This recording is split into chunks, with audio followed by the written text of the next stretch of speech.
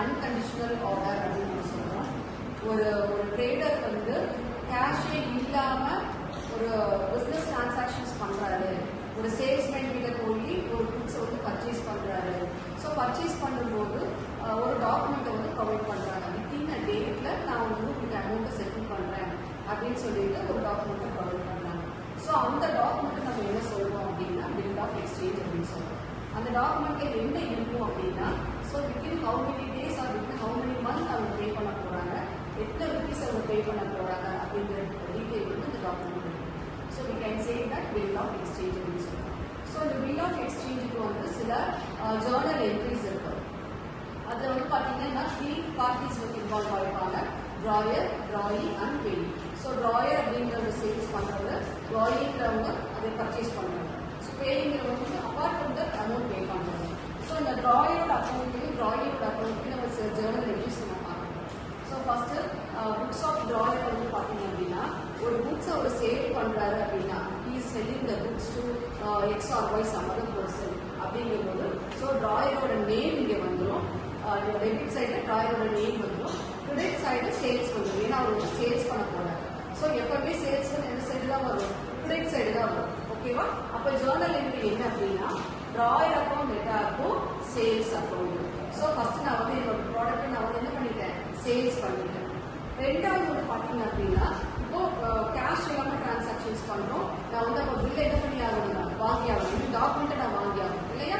As a seller I have to receive the document. So அப்போ நான் என்ன receive பண்ண போறேன் அப்படின்னா, அதுக்கு என்ன டிரான்சாக்ஷன் அப்படின்னா, bills receivable account letter to drawee account creditor. So now I'm going to receive the bill. So bill எப்பவுமே நான் ரிசீவ் பண்ண போறேன் அப்படின்னா அது டெபிட் சைடு வரும். யார் கிட்ட இருந்து அப்படின்னு பார்த்தீங்கன்னா ட்ராயி கிட்ட இருக்குது.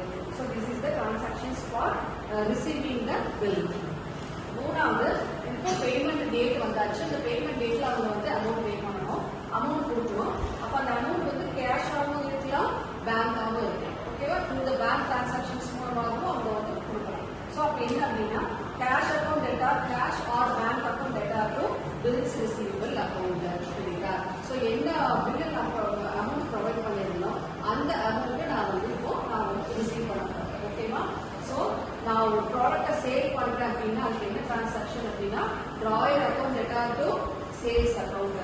ஒரு அந்த கேஷே இல்லாம நான் சேல் பண்ணினதுக்கு ஒரு பில் நான் வந்து வாங்குறேன், ஒரு டாக்குமெண்ட் வாங்குறேன் அப்படின்னா அதுக்கு என்ன ஜேர்னல் என்ட்ரினா, bills receivable account letter to யாருக்கு வந்து அந்த டாக்குமெண்ட்டை வாங்குறேன்னா அவங்களுடைய நேம் இங்கே வரும்.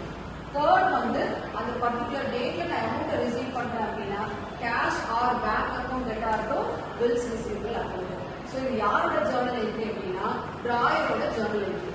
இப்போ ட்ராயிங்கோட ஜேர்னல் என்ட்ரி என்ன அப்படின்னு பார்த்தீங்கன்னா, இப்போ இவர் இந்த புக்ஸ் சேல்ஸ் பண்ணியிருந்தார் அப்படின்னா அப்போ இந்த பர்சன் என்ன பண்ணியிருப்பாருங்க? புக்ஸை பர்ச்சேஸ் பண்ணியிருப்பாங்க. அப்போ பர்ச்சேஸ் ஆஃப் குட்ஸ் அப்படின்னா பர்ச்சேஸ் எப்பவுமே எந்த சைடு தான் வருங்க? டெபிட் சைடு தான் வரும். ஓகேவா? So purchase account debtor to debtor என்ன அமௌண்ட் அங்கே போடணும், யாருக்கு இருந்து நான் வாங்கியிருக்கணும், நான் சேல்ஸ் பர்சனோட நேம் இருக்கும், அந்த நேமை நான் வந்து இங்கே போடணும். ஓகேவா? So purchase account debtor to drawer account creditor.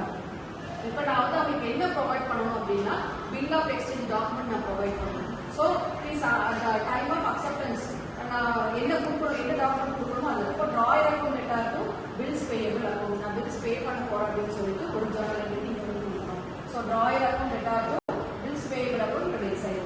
அப்போ பேமெண்ட் டைம்ல நான் வந்து அந்த டியூ டேட்ல அவங்களுக்கு நான் பேமெண்ட் பண்ணணும். அப்போ நான் பேமெண்ட் பண்ணணும்னா இது can be cash or bank. அப்போ என்ன பண்ணணும்? Bills payable account letter payable அப்படின்னால எனக்கு எக்ஸ்பென்சஸ் டெபிட் சைடு தான் வரும். ஓகேவா? ஸோ அதை நான் எப்படி கொடுக்க போறோம்? கேஷ் ஆகோ இல்லை இந்த பேங்க் மூலமாக நான் கொடுக்க போறேன். So bills payable account debtor இருக்கும், cash or bank account debtor I mean creditor. அந்த அமௌண்ட் வந்து அந்த காலத்தில் வந்துடும். ஸோ இந்த புக்ஸ் ஆஃப் ட்ராயிங்ல நான் பர்ச்சேஸ் பண்ணேன் அப்படின்னா பர்ச்சேஸ் எப்பவுமே டெபிட் சைடு தான் வரும்.